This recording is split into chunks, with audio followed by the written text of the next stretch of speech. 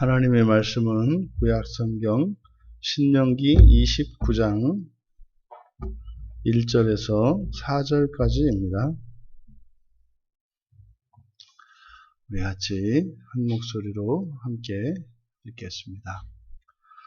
호렙에서 이스라엘 자손과 세우신 언약 외에 여호와께서 모세에게 명령하여 모압 땅에서 그들과 세우신 언약의 말씀은 이러하니라. 모세가 온 이스라엘을 소집하고 그들에게 이르되 여호와께서 애굽 땅에서 너희의 목전에 바로와 그의 모든 신하와 그의 온 땅에 행하신 모든 일을 너희가 보았나니 곧 그 큰 시험과 이적과 큰 기사를 내 눈으로 보았느니라. 그러나 깨닫는 마음과 보는 눈과 듣는 귀는 오늘 여호와께서 너희에게 주지 아니하셨느니라. 아멘.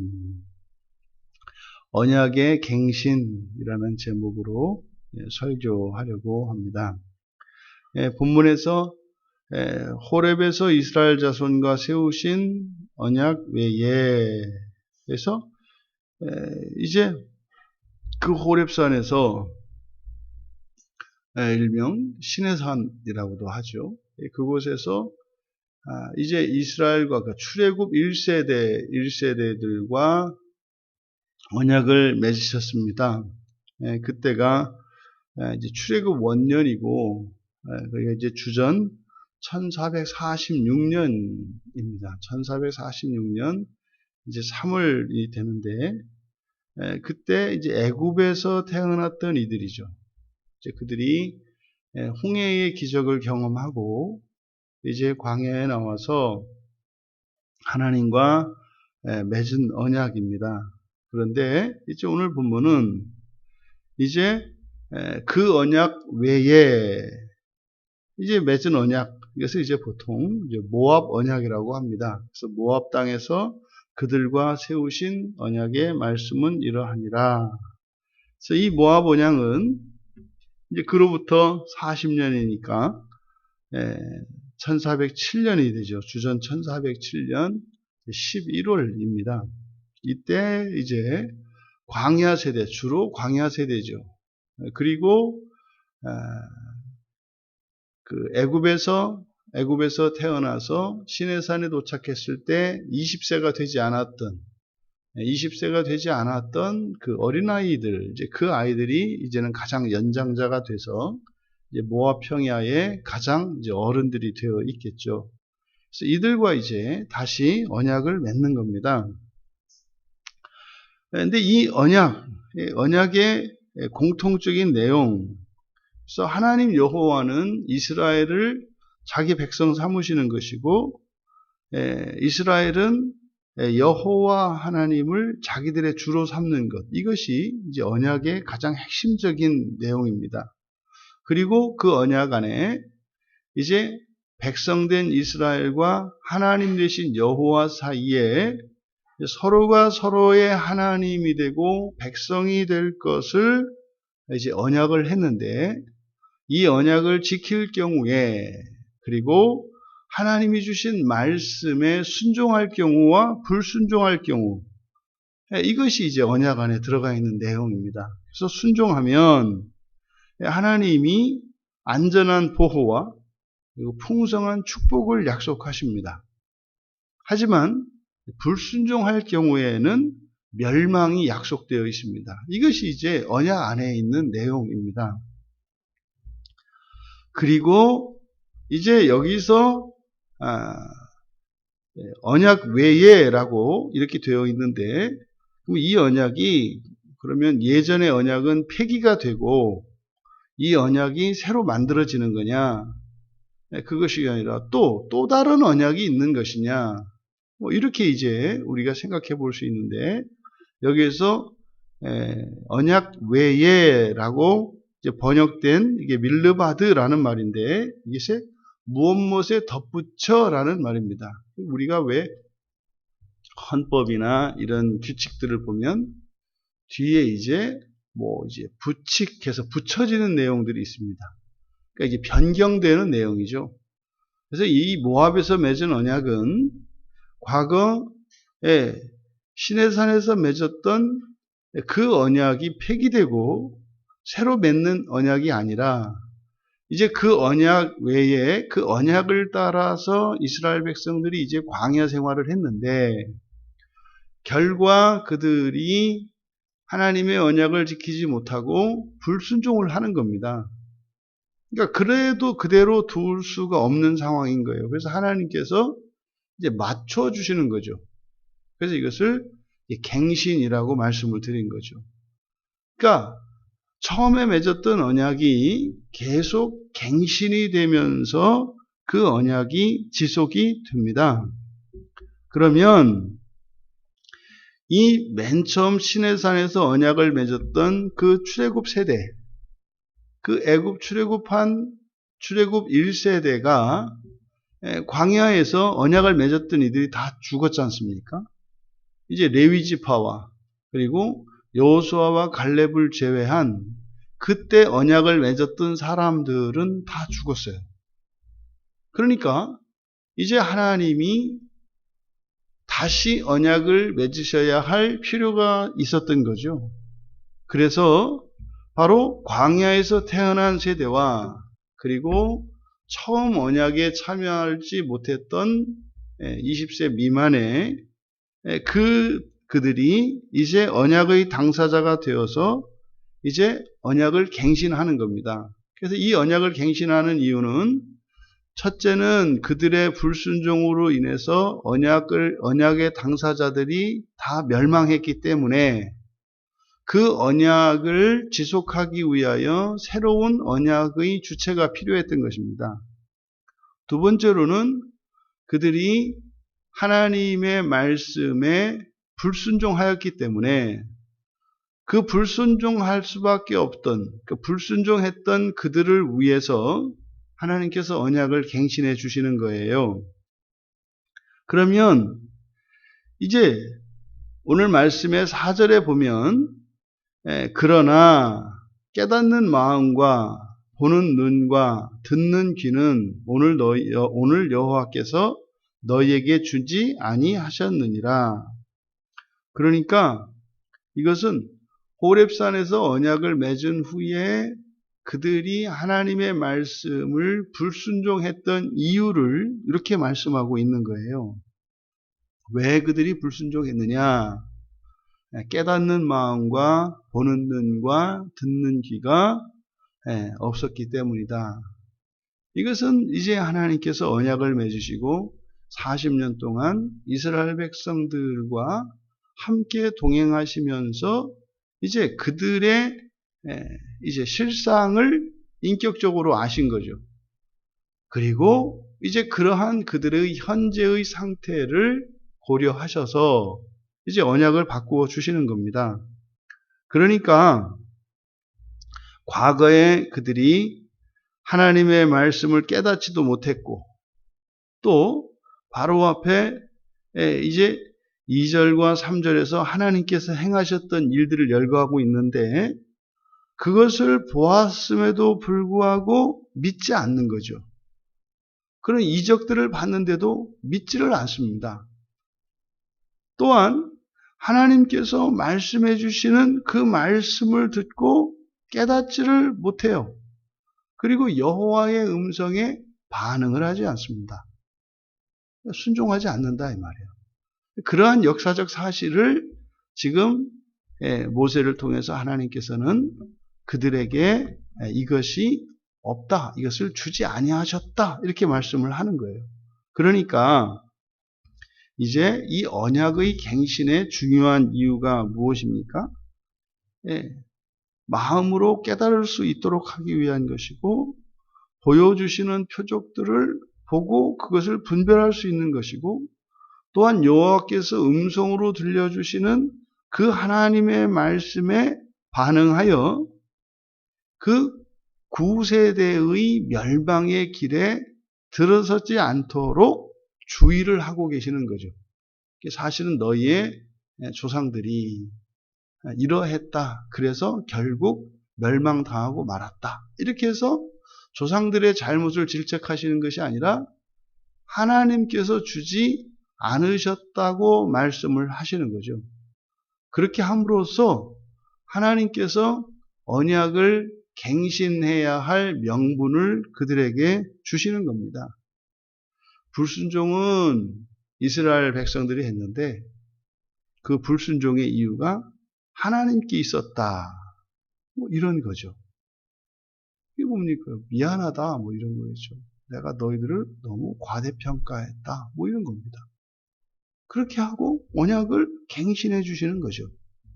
여러분, 하나님과 우리 사이에 맺는 이 언약의 중요한 속성을 여기서 우리가 알 수 있는데, 언약은 지속이 됩니다. 언약은 결단코 파기되지 않습니다. 어떤 방식으로든지 언약은 지속이 된다는 것을 우리가 알 수 있습니다. 왜요? 처음 언약을 맺었던 그 당사자들이 광야에서 다 멸망을 했기 때문입니다. 그렇게 되니까 하나님께서 어떻게 하셨어요? 이제 광야에서 태어난 그들의 자손들과 하나님께서 새로운 언약을 맺으시죠. 그러면은 하나님과 하나님 백성들의 관계는 결단코 지속되지 않습니다. 결단코 단절되지 않습니다. 그리고 지속이 됩니다. 그러면 언약은 유효한 거죠. 언약은 유효한 겁니다. 그런데 이렇게 새로 그 자손들과 언약을 맺는 이유는 무엇일까요? 그것은 형식적으로 언약을 맺은 당사자들이 우리는 하나님과 직접 언약을 맺은 적이 없으니 하나님과 우리 사이의 언약은 없는 겁니다. 라고 할 수 없도록 형식적인 관계를 통해서 이 언약을 맺는 거죠. 그러니까 언약식이라고 하는 이 형식적인 관계가 언약을 지속시키는 것이 아니라 언약은 지속이 되는 것인데 우리들 자신들로 하여금 언약을 부인하지 못하도록 그렇게 개인적으로 언약에 참여하게 하는 거죠. 그것이 오늘날 우리들이 세례를 받는 겁니다. 우리들이 개인별로 당사자들이 직접 세례를 받죠. 그렇게 함으로써 불변하는 언약 속으로 개인이 들어오게 되는 겁니다. 그럼 우리가 세례를 받지 않는다고 해서 그 언약이 그러면 사라지는 것이냐? 그렇지 않습니다. 그 언약은 이 세상에 존재하는 이 세상에 살고 있는 어느 누군가가 반드시 그 언약을 이어가게 되어 있습니다. 그래서 이 형식적인 관계를 통해서 이것을 그 언약 관계를 부인할 수 없도록 그래서 이 세상의 어느 누구도 하나님을 우리의 하나님, 우리의 주가 아닙니다라고 이렇게 부인할 수가 없게 되는 거죠. 이 언약이라고 하는 형식 때문에 말입니다. 두 번째로는 그렇다면 이 언약은 그대로 유지가 되는가? 그렇지가 않고 갱신이 된다는 거예요. 갱신이 됩니다. 이것을 개인적으로 적용하면 이렇게 됩니다. 여러분들이 맨 처음 예수를 믿고 이제 세례를 받으셨잖아요. 그러면 여러분의 인생에 대한 하나님의 그 순종과 불순종에 대한 축복과 저주에 대한 약속이 있어요. 그러면 우리가 순종만 하면 하나님께서 또 어떻게 해요? 더 나은 삶으로 하나님께서 갱신해 주시겠죠. 한없이 높아질 수 있습니다. 그런데 어떤 사람은 계속 불순종할 수도 있겠죠. 그러면 이 언약이 또한 갱신되면서 계속 낮아집니다. 그러니까 한 개인의 인생이라고 하는 것이 예수를 믿고 이제 하나님과의 언약 관계에 들어가게 되면 무한히 높아질 수도 있고 무한히 낮아질 수도 있다는 겁니다. 왜요? 언약은 갱신되는 것이기 때문에. 갱신되는 것이기 때문에. 그러면 우리가 살아가야 할 인생은 사실은 날마다 긍정적인 방향으로 더 나은 방향으로 언약이 갱신되는 경우도 있겠고 또 부정적인 쪽으로 언약이 갱신되는 경우도 있겠죠. 어쩌면 우리들은 지금껏 살면서 불순종하지 않았더라면 우리가 살 수 있는 더 좋은 삶이 있었을 수도 있습니다. 또 반대로 우리가 순종하지 않았더라면 더 나빠질 수 있는 그런 인생도 있었습니다. 우리는 그 사이에서 우리 각자가 할 수 있는 최선을 다하며 인생을 살아왔습니다. 그때마다 하나님께서는 언약을 갱신하시며 우리를 일관되게 하나님의 구원의 길로 인도해 주셨죠. 그러면 언약이 어떻게 갱신이 되는가? 그게 바로 성찬식입니다. 주님께서 제자들에게 이제 최후의 만찬을 하며 주님이 다시 오실 때까지 그 성찬식을 지키도록 명하셨습니다. 그래서 우리가 그것을 성례라고 하죠. 그러면 성찬식에 그 잔을 마시는 행위는 피를 마시는 것을 상징하고 그것은 새로운 언약에 참여하는 것을 의미합니다. 그러니까 세례와 성찬을 통해서, 세례를 통해서 새 언약에 참여하고 그리고 성찬을 통해서 그 성찬 때마다 언약을 갱신해 나가는 것이죠.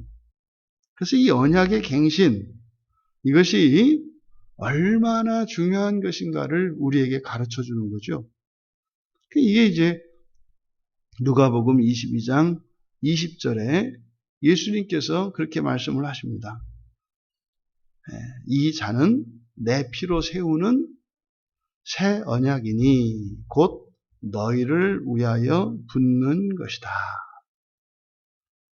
그러니 이 성찬식은 단순히 그냥 떡과 포도주를 마시고 예수 그리스도가 죽으신 것과 다시 오실 것만을 믿는 우리의 믿음의 고백이고 거기에 부어지는 하나님의 은혜, 이것만이 아니라 사실 이 언약의 갱신이라는 거죠. 그러면 이 성찬식을 통해서 나와 하나님 사이의 인격적인 관계가 미세하게 조정이 되는 겁니다. 어떻게 해요? 나에게 맞추어서. 그러면 이 언약의 갱신의 핵심, 그리고 언약을 갱신해야 하는 그 초점이 무엇이겠습니까? 바로 말씀을 마음과 눈과 귀로 듣고 보고 지켜 행하는 것과 연관되어 있어요. 이것이 언약의 갱신의 핵심입니다. 그러니 내가 하나님의 말씀을 알아듣지 못해요. 하나님의 말씀을 또 알아들었는데도 그것을 따라 살지를 못해요. 그 말씀이 믿어지지를 않아요. 이것을 보완하고 거기에 필요한 은혜를 주시는 것이 바로 성찬을 통해서 이루어지는 언약 갱신의 핵심이라는 겁니다. 그러니까 만약에 성찬식이 없다면 우리는 하나님의 말씀을 온전히 깨닫고 또 과거에 할 수 없었던 그런 무능력을 극복하고 새롭게 할 수 있는 이런 은혜들이 차단이 됩니다. 왜요? 언약이 갱신되지 않고 그 언약을 가지고 똑같이 우리에게 여러분들이 맨 처음 세례를 받으실 때 다 서약하셨다고요. 다 언약이거든요. 그때 다 서약했던 내용이 있습니다. 그러면 그 서약의 내용을 가지고 계속 여러분들이 살아있는 동안 그 언약을 들고 간다면 불순종하는 것에서 벗어나지 못하고 계속 불순종하는 결과가 됩니다. 언약을 지키지 못하는 게 되죠. 그래서 성찬식을 통해서 지난날 마치 출애굽 1세대가 광야에서 불순종하여 멸망당했던 것처럼 성찬식에 참여할 때 우리는 불순종하였던 우리의 옛자아가 멸망당합니다. 그리고 언약의 갱신을 통해서 광야 세대가 그 언약을 새롭게 맺는 것처럼 새로운 삶을 시작하는 것이죠. 그래서 성찬식은 이전에 나의 과거는 죽고 새로운 내가 새롭게 시작하는 의미인 거죠. 그러니까 이 성찬식은 성찬식 이전까지의 삶을 매듭짓고 성찬식으로부터 새로운 언약, 갱신된 언약을 가지고 새롭게 살아가는 겁니다. 그러니까 우리 교회에서는 한 달에 한 번씩 매주 마지막 주일에 성찬식을 하지 않습니까? 그러니까 우리 교인들은 한 달에 한 번씩 죽고 한 달에 한 번씩 다시 태어나는 거예요. 그러니까 제일 좋은 거는 매일 죽고 매일 태어나는 거겠죠. 그런데 그렇게 할 수는 없죠. 왜냐하면 성찬식은 주일에 공예배에서만 행할 수 있기 때문입니다. 그래서 가장 우리가 많이 성찬을 할 수 있다면 매주일 할 수 있겠죠. 이게 사실 우리의 종교개혁의 선배들은 매주일 성찬할 것을 권합니다. 근데 역사적으로 보면 이 죄성 있는 인간들에게 반복되어질 때 그게 쉽게 타성에 젖어버리고 형식화되어 버리는 이런 위험성이 있습니다. 하지만 매주 하는 것이 가장 좋습니다. 왜요? 매주 우리는 청산하고 새롭게 시작할 수 있으니까요. 바로 이 모압에서 있었던 언약의 갱신을 통해서 오늘날 우리들에게는 이것이 성찬의 의미로 우리에게 다가옵니다. 여러분들이 성찬에 참여하실 때 바로 이 성찬이 언약을 갱신하는 의미가 있다는 사실을 기억하시고 그 성찬의 가치를 온전히 깨달아 그 유익을 누리시고 정말 성찬에 참여했으면서도 불구하고 여전히 과거에 잡혀서 살거나 과거를 후회하고 살아가는 인생이 아니라 성찬식을 통해서 과거를 청산하고 새로운 삶을 계속해서 새롭게 살아갈 수 있는 은혜가 우리 모두에게 부어지기를, 또 그 성찬식을 통해서 끊임없이 언약을 갱신하도록 해주신 그 하나님의 크신 사랑과 은혜에 감사하고, 언약이 갱신될 때마다 우리가 사실 더 내려가는 것이 아니라 오히려 언약을 갱신할 때마다 더욱 올라갈 수 있는 우리 모두가 되시기를 주님의 이름으로 축원합니다. 존귀하신 하나님, 하나의 언약을 두시고 모든 세대 모든 민족에게 동일한 요구를 하시는 것이 아니라 모든 시대에 또 모든 민족에게 따라 언약을 갱신하여 주시며 저희들의 형편을 긍휼히 여겨주시고 순종하며 또한 하나님의 말씀을 깨달으며 나아갈 수 있도록 베풀어 주시는 하나님의 크신 사랑과 은혜를 되돌아보게 되었습니다. 특별히 이 말씀을 통하여 오늘날 살고 있는 저희들의 이 시대의 정황 속에서 성찬의 의미를 더욱 분명히 깨달아 알게 하시고 그 성찬의 가치와 유익을 누릴 수 있는 은혜를 허락하여 주시옵소서. 감사하며 예수님의 이름으로 기도하옵나이다. 아멘.